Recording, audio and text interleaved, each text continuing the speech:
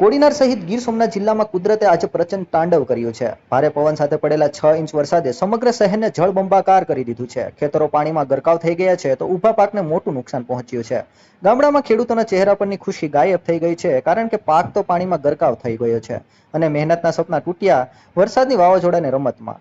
શહેરના માર્ગો નદીના નાળા જેવા દેખાઈ રહ્યા છે।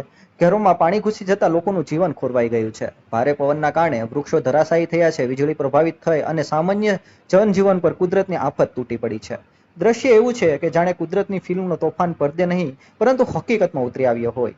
મિત્રો, કુદરત સામે માણસ નાનો પડે છે, પરંતુ આશા અને હિંમત જ એ શક્તિ છે જે દરેક આફત પર પાર કરી શકાય છે। આવી કુદરતી મુશ્કેલો વચ્ચે ખેડૂતો અને જનતાને હિંમત આપવી એ આપણી ફરજ છે। જો તમને આ રિપોર્ટિંગ પસંદ આવ્યું હોય તો લાઈક કરો, શેર કરો અને અમારી ચેનલ જનાદેશ ગુજરાતને સબસ્ક્રાઇબ કરવાનું ભૂલશો નહીં।